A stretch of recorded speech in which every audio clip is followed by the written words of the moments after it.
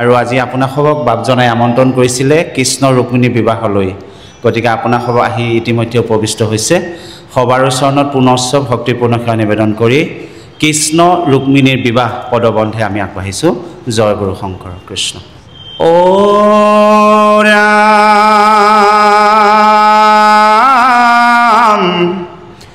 অনন্তৰে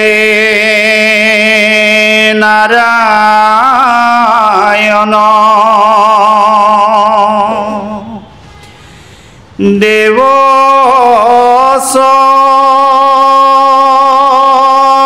চক্ৰ পাণি ভীষ্মক নন্দিনী বিহা কৰিলা ৰুক্মিণী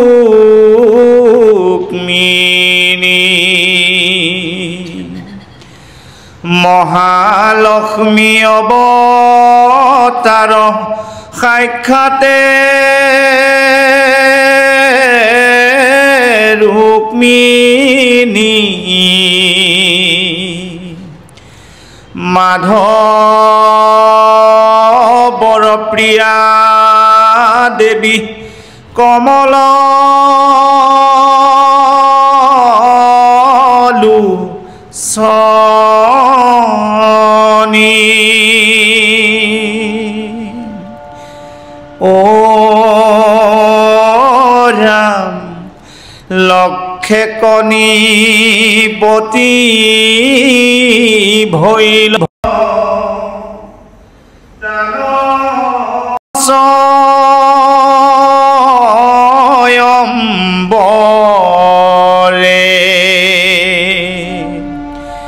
শিশু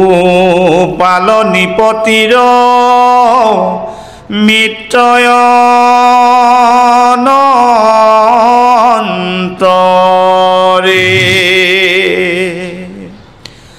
ও ৰামে সবাকে মৰ দিয়া কৃষ্ণে আনিল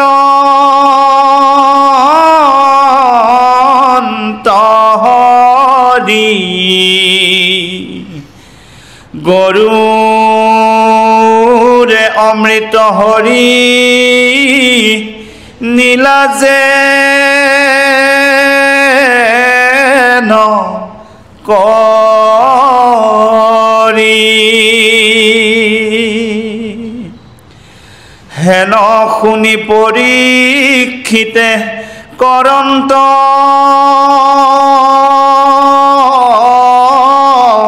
কাকুতি কহিও ক গুৰু মূৰ নভৈল টিপিতি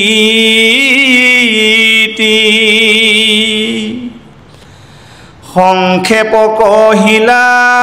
প্ৰভু কৃষ্ণৰ বিবাহ প্ৰপঞ্চে শুনিবে মোৰ মনত উৎসাহ কৃষ্ণ জয় গুৰু শংকৰ সবাৰ চৰণলৈ প্ৰণিপাত জনাইছোঁ গোবিন্দ কলকটিৰ মাজনা বিচাৰিছোঁ আজি দশম স্কন্ধৰ মাজৰ চোৱাৰ ৰুক্মিণীৰ স্বয়ম্বৰ শ্ৰীকৃষ্ণৰ ওচৰলৈ ৰুক্মিণীৰ দূত প্ৰেৰণ পদছন্দ আমি আৰম্ভণিৰ আগে আগে অকণমান কথা আলোচনা কৰিছোঁ ইয়াত পদছন্দ বুলি আছে আপোনালোকে সকলোৱে জানে মহাপুৰুষ শংকৰদেৱে যেতিয়া এই ভাগৱতখন অসমীয়ালৈ সংকলন কৰিছিল আৰু তেতিয়াই গুৰুজনাই এই ভাগৱতখন প্ৰথম পদছন্দৰে আৰম্ভ কৰিছে তাৰ পাছত দুলাৰী লেচাৰী ছবি অন্যান্য ছন্দ কিন্তু কথা হ'ল গুৰুজনাই প্ৰথমে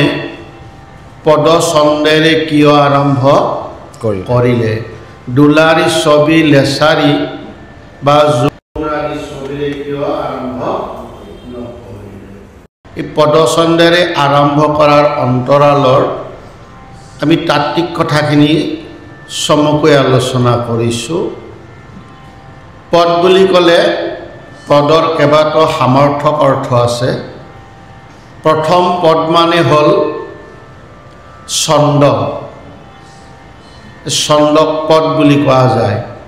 যাক আমি পয়াৰ বুলি কওঁ দ্বিতীয়টো হ'ল পদ মানে হৈছে আমাৰ আমি সকলোৱে জানো ভাষা শুদ্ধকৈ ক'বলৈ লিখিবলৈ জানিবলৈ হ'লে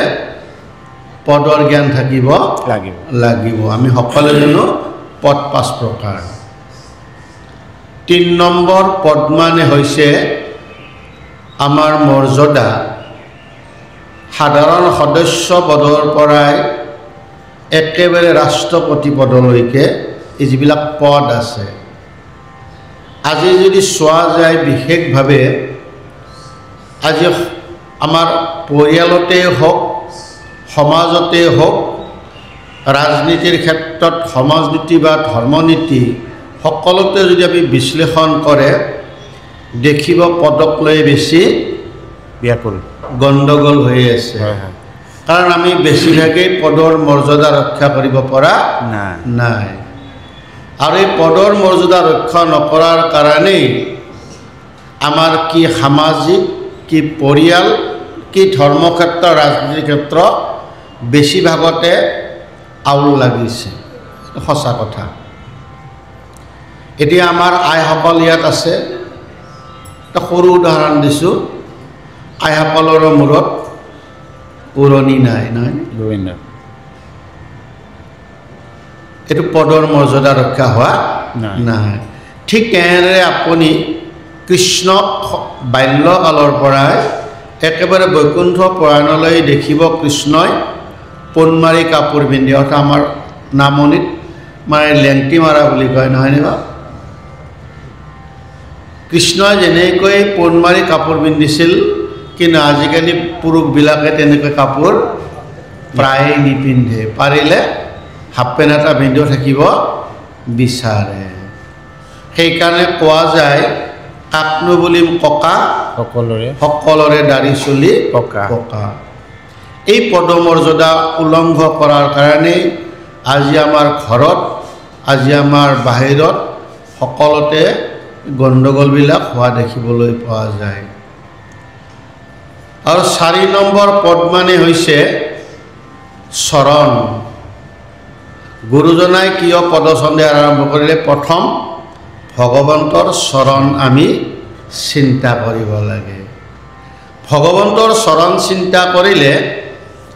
আমাৰ কি লাভ হয় গীতাত ধুনীয়াকৈ ইয়াত লিখিছে অ কৃষ্ণ পাদ পদ্ম মকৰন্দ পানে ভক্তি ভাবে হুয়া মত বাসুদেৱ বুদ্ধি সবাক দেখই জানিয়া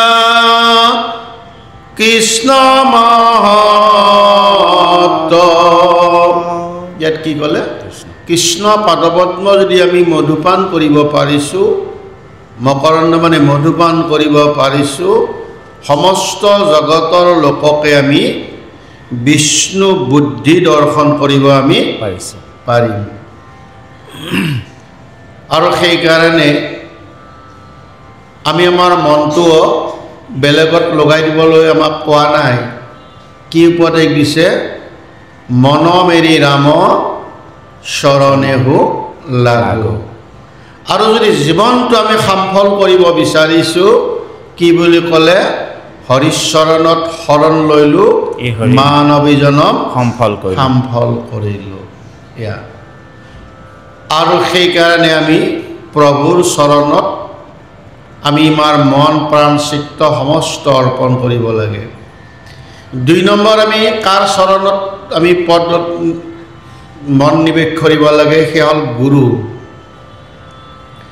গুৰুৰ চৰণ চিন্তা কৰিলে আমাৰ কি লাভ হয়? গীতাৰ প্ৰথম কলমটোৱে হৈছে প্ৰথমে গুৰু কৰো নমস্কাৰ শিৰ দিয়া চৰণত যাৰ উপদেশে জ্ঞানক প্ৰকাশে গুচই অবিদ্যা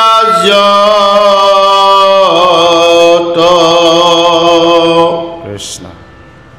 এক গুৰুৰ চৰণ চিন্তা কৰিলে আমাৰ জ্ঞানৰ উদয় হয়, অবিদ্যাবিলাক বিনাশ হয়। অবিদ্যা মানে মায়া, অবিদ্যা মানে অবস্তু। ইয়াত অবিদ্যা যত বুলি কৈছে। অবিদ্যা 5টা: তম, মোহ, মহামোহ, তাম্ৰিশ্য আৰু অৰ্ধ তাম্ৰিশ্য। সেই সমস্ত অবিদ্যাবিলাক বিনাশ হৈ যায় গুৰুৰ চৰণ চিন্তা কৰিলে। আৰু সেইকাৰণে কোৱা যায় বিনা গুৰু চৰণেই ভকতি ৰকতি মুকুতি কবহো নহয়। 3 নম্বৰ কথা হ'ল আমি কাৰ চৰণ চিন্তা কৰিলে জীৱন যুদ্ধত জয় হ'ব পাৰিম। এই কথাটো ভগৱন্তৰ এটা অৱতাৰ, এইটো হ'ল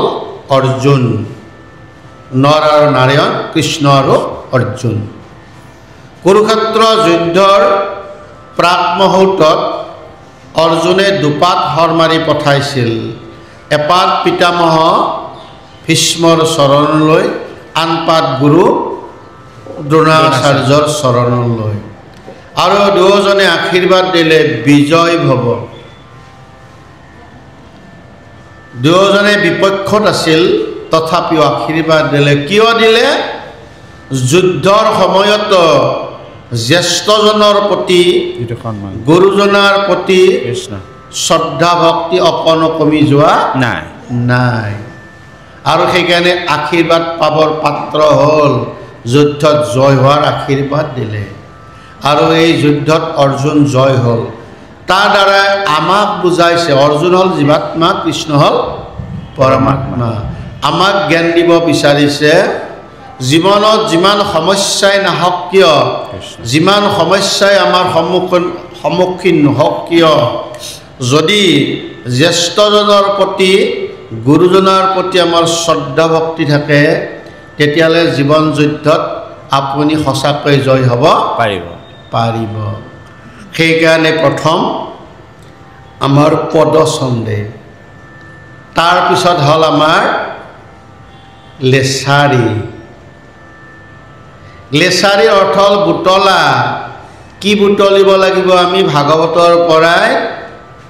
কৃষ্ণৰ চৰণে হৈব যিমতে ভকতি, শুনা সাৱধানে তাংক স্থিৰ কৰি মতি। বিষ্ণু ভকতৰ সংগ লৈবা প্ৰথমত, গুৰু মানি শুশ্ৰূষা কৰিবা ভাল মত। লয়া উপদেশ মাধৱক আৰু দিবা,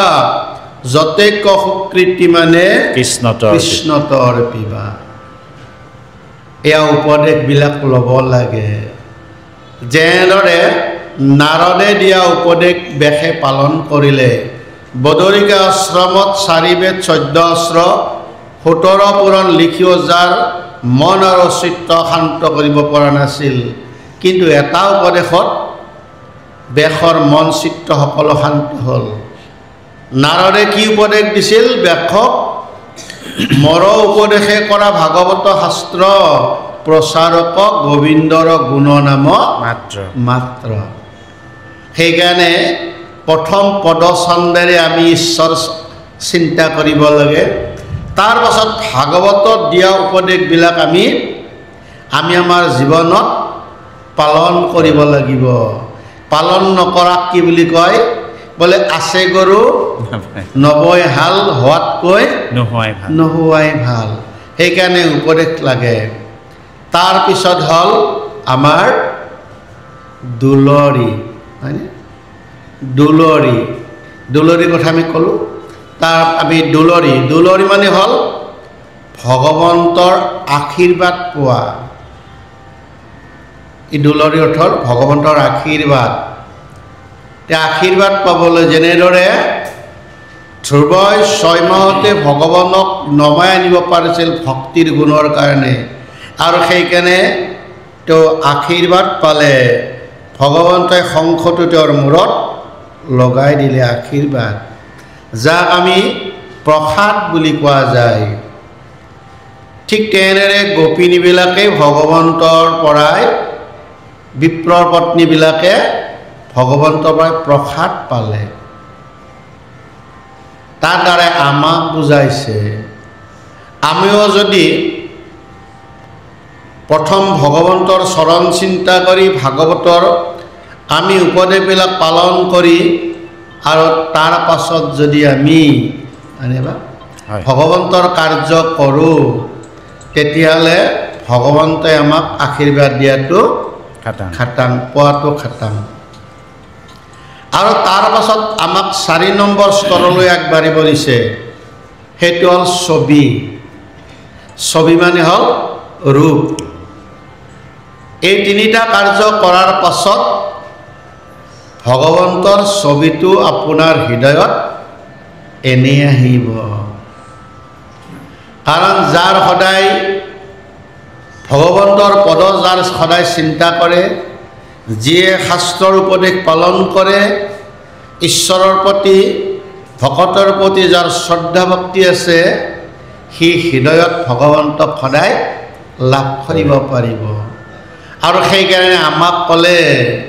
ভাই মুখে বোলা ৰাম হৃদয় ধৰা ৰূপ এতেকে মুকুতি পাইবা পহিল স্বৰূপ ছবি এই ছবিটো যেতিয়ালৈকে আমাৰ হৃদয়ত আমি ভগৱন্তৰ ৰূপ আমি লাভ কৰিব নোৱাৰোঁ যিমান নাম গালেও 4 বেদ 14 শাস্ত্ৰ জানিলেও কিন্তু আপুনি গতি আৰু মুক্তি পাব নোৱাৰে ভগৱানৰ ৰূপটো অনাটো ইমান সহজ কথা নহয় এইকাৰণে ইয়াত পদছন্দেৰে আৰম্ভ কৰিলে এতিয়া আমি আন এটা কথা লৈ আহিছোঁ আজি 24 বছৰে আপোনালোকে ভকত সেৱা পাতিলে এমাহ জোৰা নহয়নে ভাদমত এইটো ভকতৰ সেৱা নহয়নে আজিৰ অনুষ্ঠানটোত নিশ্চয় কোনোবাই সেৱা আগবঢ়াইছে নহয়নে বা আজি গম পালোঁ ভকতক কি খুৱাব লুচি ভাজি নহয় আৰু সেই কথাটো গম পাই এটা সাধু কথা ক'ব বিচাৰিছোঁ দেই এই যে লুচি ভাজি খুৱাব আজি তাৰে আজি এটা সাধু কথা ক'ম এদিনাখন শিৱ আৰু পাৰ্বতীয়ে একেলগে বহি বিভিন্ন কথা আলোচনা কৰিছিল আমাৰো পাতি নহয় কেতিয়াবা সময় পালে সময় নোপোৱাবিলাকৰ বেলেগ কথা এনেকৈ শিৱ আৰু পাৰ্বতীয়ে বিভিন্ন কথা আলোচনা কৰি আছিল তাৰে মাজতে শিৱে পাৰ্বতীক ক'লে পাৰ্বতী এটা কথা হ'ল কওকচোন স্বামী কি কথা জীৱনটো আধৰুৱা হৈ থাকিল আমাৰ বোলে কিয় জীৱন আমি পূৰ্ণাংগ কৰিব পৰা নাই বোলে নাই কাৰণ আমি এতিয়ালৈকে জগতৰ শ্ৰেষ্ঠ কৰ্ম কৰিব পৰা নাই বোলে জগতৰ শ্ৰেষ্ঠ কৰ্ম জগতৰ শ্ৰেষ্ঠ সেৱানো কি স্বামী মই সেই কথাটোৱে ক'ব বিচাৰিছোঁ তুমি মনোযোগেৰে শুনা জগতৰ যদি শ্ৰেষ্ঠ কৰ্ম জগতৰ যদি শ্ৰেষ্ঠ সেৱা আছে সেইটো হ'ল ভকত সেৱা জীৱনত যিয়ে ভকত সেৱা নকৰে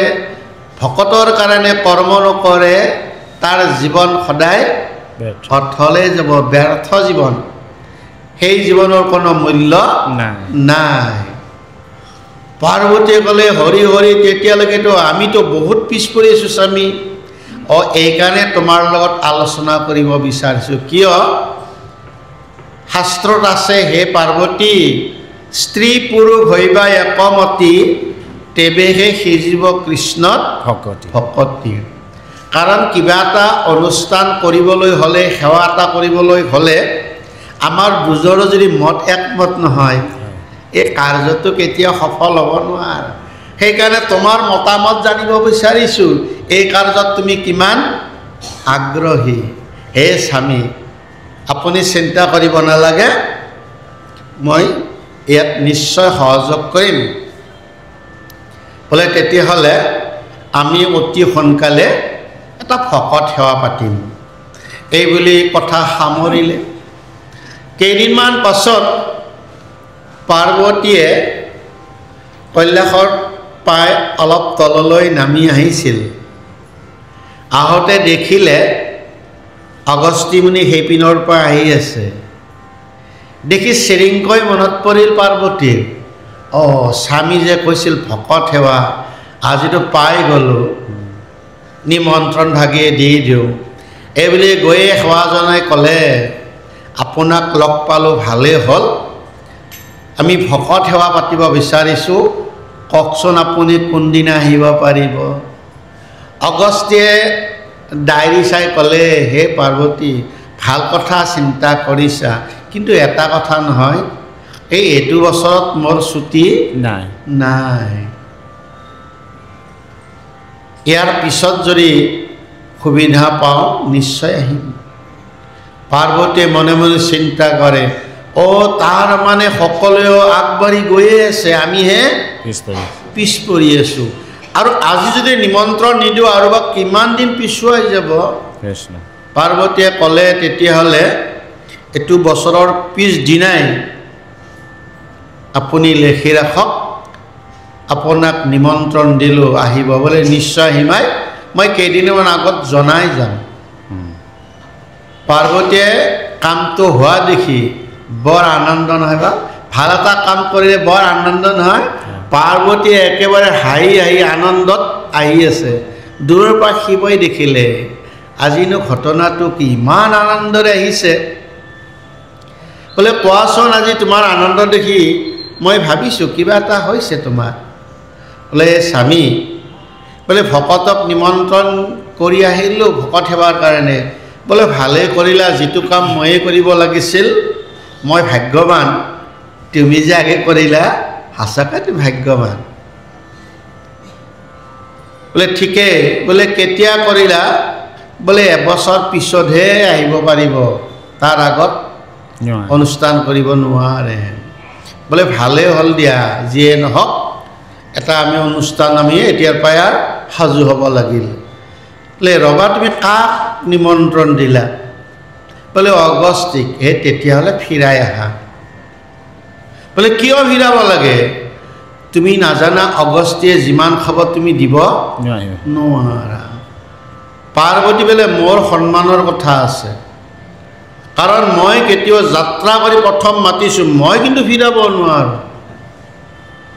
বোলে পিছত মোক দোষ নধৰিবা, অগস্ত্যে যিমান খাব তুমি সিমান দিব নোৱাৰা। আপোনাৰো যে কথা, আপুনি চিন্তা কৰিব নালাগে, যিমান খাই সিমান খুৱাম, যিমান কষ্ট কৰিব লাগে মই সিমান কষ্ট কৰিম, তথাপিও কিন্তু ভকত মই ফিৰাই নহওঁ। বোলে নহয় পাৰ্বতী, তুমি ইমান খুৱাব নোৱাৰা। আপোনাক মই কষ্ট নিদিওঁ হ'লতো, যিমান খাই সিমান খুৱাম। শিৱে বোলে আৰু বুজাইতো লাভ নাই, আৰু অকৰা মত উঠিছে, আৰু বুজাই লাভ নাই, পাব এদিন শিক্ষা। লাহে লাহে বছৰ বাগৰিল, আৰু কেইদিনমান আগতে অগস্ত্যী মুনিয়ে ক'লে, তাৰিখ হ'ল ভাদৰ একেবাৰে 11 তাৰিখ যাম। বোলে হয় নেকি? পাৰ্বতীয়ে মনে মনে ভাবিলে, কিনো খুৱাম, ঠিকমতে লুচি ভাজিৰে যোগাৰ কৰিম, আজিৰ নিচিনা নহয় বা, ঠিকমতে লুচি ভাজি যোগাৰ কৰিম। এই বুলি অগস্ত্যে যেতিয়া আহিল, ভৰি হাত ধুৱাই বহিবলৈ দিলে, মানে আয়ে এক খৰাহী লুচি আনি দি দিলে নহয়। দি সেৱা কৰি ভিতৰলৈ গ'ল, পাকঘৰলৈ। পাকঘৰৰ পৰা ঘূৰি চালে, না এনেকৈ 3 দিন 3 ৰাতি খালে মানে শেষত ভাগৰি পৰিল পাৰ্বতী ক'লে আই যদি আপুনি দিব নোৱাৰে কওক মোৰ কিন্তু পেটৰ এটা কণাও ভৰ্তি হোৱা নাই উপায় নাপায় পাৰ্বতীয়ে সহায় ল'লে কাৰ্তিক আৰু গণেশক ক'লে কাৰ্তিক গণেশ আহা অকলে মই চম্ভালিব নোৱাৰো এই দুজনাই কি কৰিলে একেৰাহে 7 দিন দিলে 3 জনে লগ লাগি মানে লাহে লাহে বস্তু দি তত নোপোৱা হ'ল যেতিয়া বস্তু কমকৈ হোৱা দেখিল কি হ'ল কাৰণ মোৰতো পেটৰ মানে এটা কণাই ভৰ্তি হোৱা নাই এই নাই যদি আই মই যাওঁ আৰু হৰি হৰি কি পাল্লাত পৰিলোঁ আজি নহয় জানো 7 দিন হ'ল হেন সময়তে আমাৰ এই নৱসিদ্ধ আহি গৈছিল বা ঘূৰি ঘূৰি নৱসিদ্ধক পাৰ্বতীয়ে ক'লে ভালে হ'ল তোমালোক আহিলা মোক অলপ সহায় কৰিবলৈ কি আই মই লুচি ভাজি বনোৱাত অলপ সহায় কৰি দিয়া আগতে 3 জন আকৌ 9 জন 12 জনে ভাব আজি নিচিনাকৈ একেলগে 11 দিন মানে খাই থাকিল বাপ শেষত লাহে লাহে দিব নোৱাৰা হৈ গ'ল বাপেক মানে 12 জনেও লগ লাগি তেওঁলোকক যেন দিব নোৱাৰে তত মুহূৰ্তে কেনেকৈ খাই দিয়ে কাৰণ যি অগস্ত্য মুনি সাগৰক শুহিব পৰা যাৰ ক্ষমতা আছে আৰু এই মহিমা পাৰ্বতীয়ে বুজি পোৱা নাছিল 11 দিনৰ দিনা লাহেকৈ পাৰ্বতীয়ে গৈ স্বামী শিৱক ক'লে আপুনি কোৱা কথাটোৱে সঁচা কাৰণ 12 জনে 11 দিন খোৱালোঁ তথাপিও আৰু কয় বোলে পেটৰ বোলে মানে কণা এটাই ভৰ্তি হোৱা নাই হে স্বামী হে আপুনিয়ে কিবা এটা কৰক শিৱে বোলে লাইনত আহিছাতো এই বুলি পাৰ্বতীয়ে কোৱাৰ পাছত চকু দুটা মুদি দিলে নহয় মুদিতেও মনে মনে চিন্তা কৰি আছে পাৰ্বতীৰ একেবাৰে মন মগজু গৰম হৈ গ'ল আনেও স্বামী পাই ময়ো স্বামী পাইছিলোঁ জীৱনততো গোটেই সময় চকু মুজিয়ে থাকে মই মাতিবলৈ নাযাওঁ আজি এটা ইমান বিপদত পৰিছোঁ মই কিবা এটা কথা সুধিছোঁ হা না মোক কিবা এটা উত্তৰটো দিব লাগে আৰু তেওঁ এই চকু মুদাই আগৰ নিচিনা মানে খঙত জ্বলি পকি তাৰ পৰাই গুচি গ'ল যাই ইতিমধ্যে শিৱে কিয় চকু মুজিছে পাৰ্বতীয়ে এই কথা বুজি পোৱা নাই কাৰণ শিৱে তেতিয়া ভগৱন্তক চকু মুদি আৰাধনা কৰিলে কৃষ্ণক হে কৃষ্ণ হে দয়ালু হে দীন দয়াল কাৰণ আমি দীন মানে দুখীয়া তুমি দয়ালু নহয় হে প্ৰভু তুমি আমাক কৃপা কৰা কাৰণ তোমাৰ অকমান কৃপা নহ'লে আমি এই জগতত একো কৰিব নোৱাৰোঁ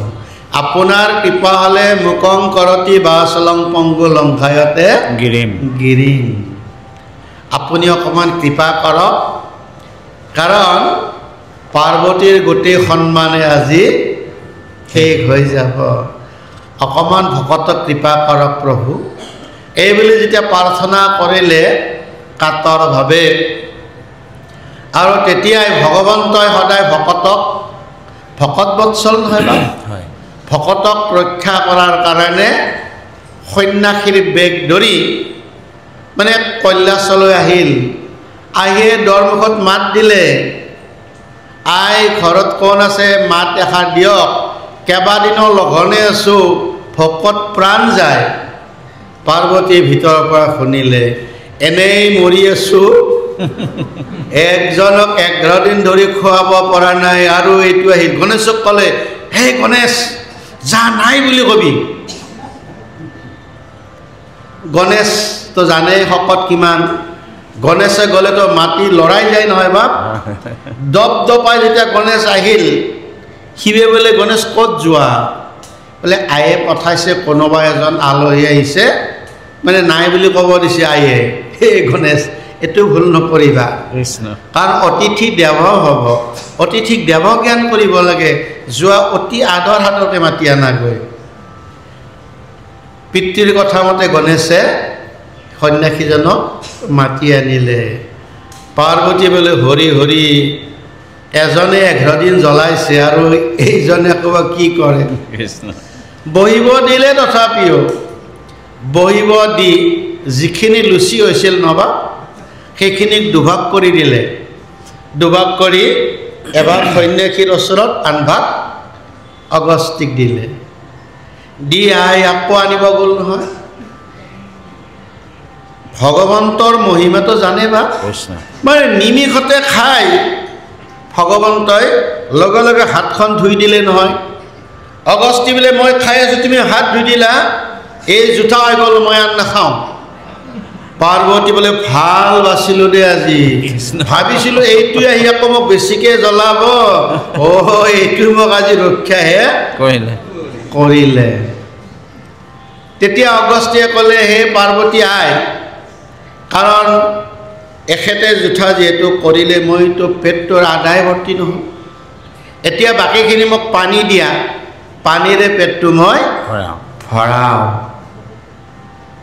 তেতিয়াই সন্যাসৰূপী ভগৱন্তই নিজৰ ৰূপ ধাৰণ কৰিলে কৃষ্ণই আৰু কৃষ্ণই লাহেকৈ অগস্তিক ক'লে হে অগস্তি মই জানিছোঁ তুমি এইখন কিয় কৰিছা মই জানো কাৰণ শিৱে জানে সেইকাৰণে পাৰ্বতীক আগতে সাৱধান কৰি দিছিল কাৰণ অগস্তিৰ মহিমা শিৱে জানে কিন্তু পাৰ্বতীয়ে অহংকাৰ কৰি কৈছিল যিমান খাই সিমান খুৱাম যিমান কৰিব লাগে মই সিমান কৰিম এই পাৰ্বতীয়ে অহংকাৰ কৰি ভকত সেৱা কৰাৰ কাৰণে পাৰ্বতীয়ে এই 11 দিন কষ্ট পাব লগা হ'ল হে অগস্তি যিহেতু মোক কৃষ্ণই আহ্বান জনালে পিছৰখিনি দায়িত্বটো মোৰে কাৰণ কৃষ্ণই মোকে আহ্বান জনাইছে এতিয়া দিব লগা পানীখিনি মই দিম আজিলৈ সন্তুষ্ট হোৱা মই তোমাক কথা দিলোঁ আজি যে পানী খোৱাৰ কথাটো আছে নহয় মই এইখিনি আজি ইমানতে সামৰক আৰু এই পানী এদিন মই তোমাক খুৱাম অগস্তিয়ে হাঁহি মাৰি গুচি গ'ল তাই ইয়াৰ দ্বাৰাই আমাক কি জ্ঞান দিলে ভকত সেৱা ভকতৰ কৰ্ম শ্ৰেষ্ঠ কৰ্ম কিন্তু ভকত সেৱা কৰোঁতে অহংকাৰ কৰি কৰিব নালাগে নহ'লে পাৰ্বতীৰ গতিয়ে আমাৰ গতি হ'ব এই যে পানীখিনি দিয়া কথা আছিল নহয়নে বা কৃষ্ণই কাৰো ঋণত পৰি নাথাকে আৰু কৃষ্ণই যেতিয়া এদিনাখন আপোনালোকে জানে গোবৰ্ধন পূজা কৰিছিল ইন্দ্ৰৰ পূজা এৰি আৰু এই খঙতে ইন্দ্ৰই গোটেই যদুকুলটো গোটেই গোকুলবাসীক মানে ডুবাই দিয়াৰ কাৰণে তেওঁ 7 দিন 7 ৰাতি বৰষুণ দিছিল আৰু ভগৱন্তই তেতিয়া গোবৰ্ধন ধাৰণ কৰিছিল এই যে ইন্দ্ৰই 7 দিন 7 ৰাতি বৰষুণ দিলে আচলতে গোটেই গোকুলখন বানপানী হৈ যাব লাগিছিল কিন্তু কিয় হোৱা নাই জানে তেতিয়াই কৃষ্ণই ক'লে হে অগস্তি তোমাক পানী খোৱা কথা আছিল নহয় মই ইমান দিন ঋণত পৰি আছোঁ আজি আহা এই বুলি নিমন্ত্ৰণ দিলে আহিল অগস্তি ইন্দ্ৰই যিমান বৰষুণ দি আছিল সুদৰ্শন চক্ৰৰ সমস্ত পানী অগস্তিৰ মুখলৈ ঠেলি দি আছিল সেইকাৰণে 7 দিন 7 ৰাতি ইমান বৰষুণ দিয়া হেতিও তাত বানপানী নহ'ল কৃষ্ণই সমস্তখিনি মানে অগস্তিৰ মুখলৈ ঢালি দিলে আৰু এই ঋণত যে পৰিছিল ঋণৰ পৰাই একেলগে মুক্ত হ'ল সেইকাৰণে ভগৱন্ত ভকত বৎসল ভগৱন্তই ভকতক যিভাৱে আহ্বান জনায় ভগৱন্তই সেইভাৱে ভকতক অনুৰূপে সহায় কৰে এইজন কৃষ্ণ নহয়নে বা এইজন কৃষ্ণৰ আন এটা কথাৰে আমি ভাগৱতৰ মাজলৈ যাম আমি কৃষ্ণৰ ৰূপ বৰ্ণন কৰোঁতে কৃষ্ণৰ বৰণ কি বুলি কোৱা যায় শ্যাম বৰণ নহয়নে বা ভগৱন্তৰ আপোনালোকে জানে 32টা অলংকাৰ আছে আৰু এই ভকতে 32 অলংকাৰ ধ্যান কৰিব লাগে আৰু সেইকাৰণে চৈতন্যপন্থীবিলাকেও মানে 16 নাম 32 অক্ষৰ হৰে কৃষ্ণ কৃষ্ণ কৃষ্ণ হৰে হৰে হৰে ৰাম ৰাম ৰাম হৰে হৰে এই জপ কৰে ভগৱন্তৰ সেই 32 অলংকাৰৰ ভিতৰত এটা অলংকাৰ হ'ল ভগৱন্তৰ শৰীৰৰ বৰণ শ্যাম ভগৱন্তই শৰীৰত কিয় শ্যাম বৰণ ল'লে তাৰে এটা কাহিনী ক'ব বিচাৰিছোঁ আদি সত্য যুগত আমাৰ এই নৱসিদ্ধই গোটেই পৃথিৱী ঘূৰি ফুৰিছিল আৰু এনেকৈ পৃথিৱী পৰ্যটন কৰি ঘূৰি তেওঁলোকে হিমালয়ৰ ওচৰ পালে সেই সময়ত তেওঁলোকৰ পানীৰ পিয়াহ লাগিল এটুপি পানী বিচাৰি তেওঁলোকে হাহাকাৰ অন্থকণ্ঠ শুকাই গৈছে কৰবাত অকমান পানী পালে যে তেওঁলোকে প্ৰাণ আহি পৰিব প্ৰাণ ৰক্ষা হ'ব আৰু অকমান দূৰ গৈ দেখিলে হিমালয়ৰ বুকুফালি এটা নিজৰা বৈ আহিছে আৰু সেই নিজৰাটোৰ নাম আছিল কাম কল্ললিনী আৰু মহিমা আছিল যাৰ পানী স্পৰ্শ কৰিলে হৃদয়ত কামনাৰ জুইকুৰা জ্বলি উঠে এই মহিমা নৱসিদ্ধই জনা নাছিল আৰু নাজানে যেহেতু পানীৰ পিয়াহত আতুৰ হৈ আছে বা কিবা কৰি অকণ পালে প্ৰাণ ৰক্ষা হয় তেওঁলোকে এইবিলাক নভবা নিচিন্তাকৈয়ে লগে লগে হেঁপাহ পলুৱাই পান কৰিলে য'ত চুলে কামনাৰ জুইকুৰা জ্বলে তাতে আকৌ খায়ে দিলে নহয় বাপ দপ দপকৈ কামনাৰ জুইকুৰা জ্বলিবলৈ ধৰিলে নৱসিদ্ধ আৰু তেতিয়াই তেওঁলোকে কামনা পূৰণ কৰাৰ কাৰণে চাৰিওফালে চকু নিক্ষেপ কৰিলে কাৰণ কামনাৰ জুইকুৰা প্ৰথমতে আমাৰ চকুত লাগে নহয়নে বা তেওঁলোকে নিজৰাৰ ফালে দেখিলে নিজৰাৰ অকণমান ভাটিত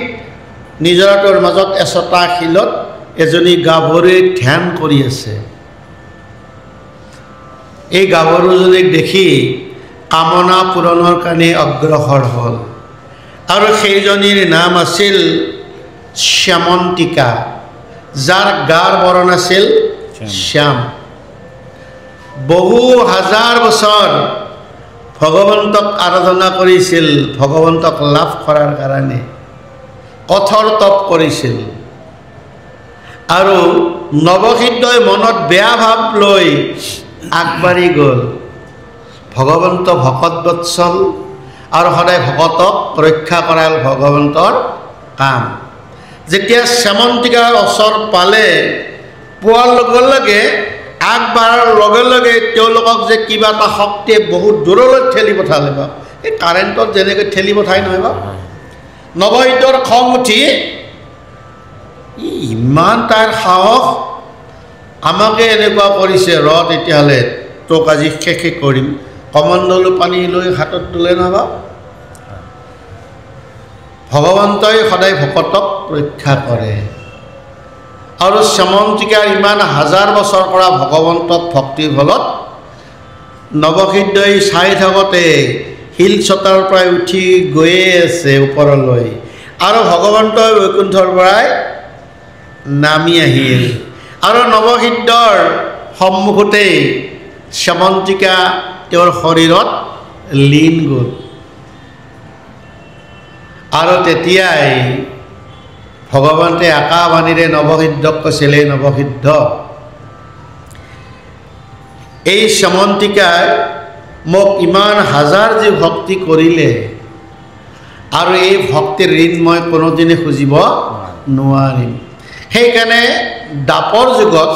যেতিয়া মই কৃষ্ণ অৱতাৰ ধাৰণ কৰিম তেতিয়া শ্যামন্তিকাৰ যিটো ৰূপ সেই ৰূপটো মই ধাৰণ কৰি মোৰ শৰীৰত ল'ম আৰু যেতিয়াই মোৰ গুণ গান গাব ভকতে ভজনা কৰিব তেতিয়াই শ্যামন্তিকাৰ গুণ ভকতে গাব কাৰণ ভগৱন্তৰ শ্যামবৰণটো কাৰ পৰাই লাভ কৰা ভক্ত শ্যামন্তিকাৰ তেওঁ ভগৱন্তৰ যিমানবিলাক অলংকাৰ আছে বা সকলো ভকতে সাধনা কৰিহে লাভ কৰিব পাৰিছিল একেদিনে কোনেও পোৱা নাছিল সাধনা কৰি এওঁৰ ভক্তিৰ মানে অপূৰ্ব মানে মহিমা এইটো সেইজন কৃষ্ণৰ আপোনালোকে জানে এতিয়া ৰুক্মিণীৰ লগত যিটো বিবাহ আচলতে ৰুক্মিণীক কৃষ্ণৰ তাত বিয়া দিবৰ ইচ্ছা কাৰ আছিল ভীষ্মকৰ কিন্তু আছিল সমৰ্থ আৰু ৰুক্মিণীও যিদিনাই আনৰ মুখত শুনিলে কৃষ্ণৰ গুণগান সেইদিনাৰ পৰাই কৃষ্ণক স্বামী হিচাপে বৰণ কৰিছিল কিন্তু জ্যেষ্ঠ ভাতৃ ৰুক্মবীৰে কিন্তু এই কথাত অকণো সন্মতি দিয়া নাছিল তেওঁৰ আকৌ লগ আছিল আকৌ শিশুপাল তেওঁৰ কথা হ'ল শিশুপাল ৰাজ চক্ৰৱৰ্তী ৰজা শিশুপালৰ তাত মই বিয়া দিম আৰু ভগৱন্তই যে বিয়া পাতিবলৈ আহিল তাৰ এটা কথা হ'ল আপোনালোকে সকলোৱে জানে কাৰণ ভগৱন্তইও শিশুপালক মুক্তি দিব লাগিল নহয় বাপ কাৰণ জয় আৰু বিজয়ে অভিভক্ত হৈছিল তিনি যুগত প্ৰথম হ'ল আদিদৈত্য হিৰণ্যাক্ষ কশিপুৰ দ্বিতীয় ৰাৱণ আৰু কুম্ভকৰ্ণ তৃতীয় শিশুপাল আৰু দন্তবক্ৰ সেইকাৰণে এই যে ভকতক মুক্তি দিব লাগিল আৰু ৰুক্মিণীৰ যিটো ভক্তি আৰু ৰুক্মিণীটো বেলেগ নহয় বা লক্ষ্মী যেতিয়াই ভগৱন্তই পৃথিৱীত অৱতাৰ ধাৰণ কৰে তেতিয়াই লক্ষ্মী আয়ে তেওঁৰ পত্নী হিচাপে জন্মগ্ৰহণ কৰি তেওঁ সদায় সেৱা কাৰ্যত নিয়োজিত হৈ থাকে আৰু কাৰো কথা নুশুনি তেওঁ কি কৰিলে স্বয়ম্বৰ পাতিলে আৰু এতিয়া আৰু সেইকাৰণে ৰুক্মিণীয়ে কি কৰিছিল বেদনিধি ব্ৰাহ্মণৰ জৰিয়তে পত্ৰ ননে বাপ এতিয়া প্ৰথম কথা হ'লে বাপ আজি যি আমাৰ ডাকঘৰৰ প্ৰচলন নহয়নে বাপ প্ৰথম ডাকোৱালজনে হ'ল বেদনিধি নহয়নে বাপ আৰু যি আমাৰ প্ৰথম চিঠিখনে বাপ প্ৰেমপত্ৰখন কিন্তু প্ৰথম ৰুক্মিণী আজিকালি পিছে সেইবিলাক নাই দেই নহয়নে আজিকালি মোবাইলটো ওলাই গৈছে নহয় আজিকালি অলপ আপডেট হৈ গ'ল নহয়নে বাপ আৰু সেই কথাখিনি ইয়াত নিবেদন কৰিলে আৰু চমুকৈ কোৱা কাৰণে পৰীক্ষিত ৰজাই শুকমুনিক ক'লে আপুনি অকণমান বিস্তৰভাৱে কওক কাৰণ কৃষ্ণ আৰু ৰুক্মিণীৰ বিবাহখিনি একেবাৰে বিস্তৰভাৱে কওক যাতে মই ভালকৈ বুজি পাওঁ আপোনালোকে জানে ৰুক্মিণী আমাৰ শদিয়া যিখন ঢলা শদিয়া দলং নহয়নে বা কোনোবাই যদি গৈছে নহয় বিশ্বৰ দ্বিতীয়খন দলং নহয়নে বা বৰ্তমানলৈকে মানে ঢলা শদিয়া আমাৰ অসমৰ এটা ডাঙৰ নাম দেই ঢলা শদিয়াৰ দলং পাৰ হ'লে আপোনালোকে এটা কুণ্ডিল এটা নৈ পাব আৰু কুণ্ডিল নৈৰ নাম অনুসৰি তেওঁলোকৰ ৰাজ্যখন নাম আছিল কুণ্ডিল নগৰ কোনোবাই গৈছে নেকি ভাব গ'লে দেখিব দেই এইটো মানে যাব লাগে পাৰিলে নহয়নে এখন কুণ্ডিল নগৰ নৈটো পাৰ হ'লে কুণ্ডিল নগৰ সুন্দৰভাৱে মানে পাৰিলে সময় পালে চাই আহিব লাগে এইবিলাক আৰু এই আমাৰ তাতকৈ ডাঙৰ কথা মই যোৱাকালি কৈছিলোঁ যে কৃষ্ণ হ'ল দ্বাৰকাত আৰু ৰুক্মিণী হ'ল অসমৰ একেবাৰে শেষ সীমা নহয়নে বা আৰু কৃষ্ণৰ প্ৰথম পত্নী হ'ল ৰুক্মিণী নহয়নে বা ৰুক্মিণী আমি কিমান ভাগ্যৱান যোৱাকালি কৈছিলোঁ কৃষ্ণ অসমৰ জোৱাই অকল আমাৰ অসমৰ পৰা এজনীয়ে নিয়া নাই নহয় বা তেওঁৰ নাতিৰ কাৰণেও লৈ গ'ল নহয়নে বা উষা নহয়নে বা আৰু উষাৰ নামেৰে আমাৰ এখন এক্সপ্ৰেছ আছে বাপ ৰেল এখন আছে উষা এক্সপ্ৰেছ আৰু একেবাৰে লাষ্ট ষ্টেচনটোৰ নাম হ'ল উষা ষ্টেচন গুজৰাটক যিয়ে গৈছে নহয়নে বা লাষ্ট ষ্টেচনটো হ'ল উষা ষ্টেচন মানে ইমান এটা আমাৰ গৌৰৱ নহয়নে ভাৱ আৰু তাতকৈ ডাঙৰ কথা অসমৰ মানে আটাইতকৈ কাকো নেদেখাকৈ স্বৰ্গ মধ্য পাতালৰ সকলোৰে ছবি আঁকিব পৰা জীয়ৰীজনী হ'ল আমাৰ চিত্ৰলেখা নহয়নে বাপ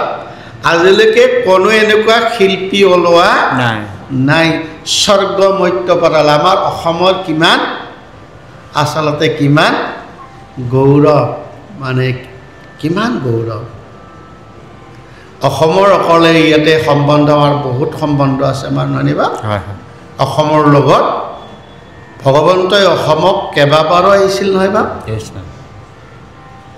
প্ৰথম আহিছিল বিয়া পাতা নহয় তাৰ পাছত আহিছিল নৰকাসুৰক বধ কৰাৰ কাৰণে নহয়নে বা আৰু কেতিয়া আহিছিল যেতিয়া অৰ্জুনক জীয়াই দিবৰ কাৰণে কাৰণ নাগ কন্যাক বিয়া কৰিছিল উলুপিক নহয়নে বা আৰু সেই নাগ কন্যাৰ পুত্ৰৰ হাততে নহয়নে বা অৰ্জুন পৰাস্ত মৃত্যু হৈছিল জীয়াই দিয়াৰ কাৰণে ভগৱন্তই তেতিয়াও আহিছিল আৰু কেতিয়া আহিছিল পঞ্চপাণ্ডৱ বনক যাওঁতে পঞ্চপাণ্ডৱে নাজানি তেওঁলোকে আপোনালোকে জানিব আমাৰ কামপুৰ ষ্টেচনৰ পৰাই একেবাৰে দক্ষিণফালে যিটো কাৰ্বি আংলং তাত বৰনদী বুলি এটা নদী আছে বা বৰ্ণৰ সিপাৰে হ'ল প্ৰমিলা ৰাজ্য যিখন ৰাজ্যত পুৰুষে প্ৰৱেশ কৰিলে নাৰী হৈ যায় আৰু বনবাসক যাওঁতে তেওঁলোকে এই নৈৰ পাৰ পোৱাৰ লগে লগে ভগৱন্তই আহি তেওঁলোকক বাধা দিছিল নৈ সিপাৰ হ'ব নালাগে তোমালোকে সেইকাৰণে তাত এখন থান আছে মাধৱ পৰা থান তাৰপৰা মাধৱে আহি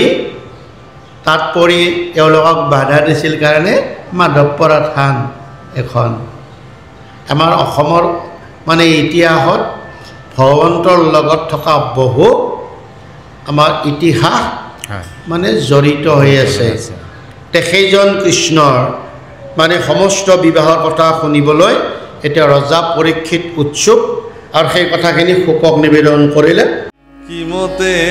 ভকতি কৰিব তোমাত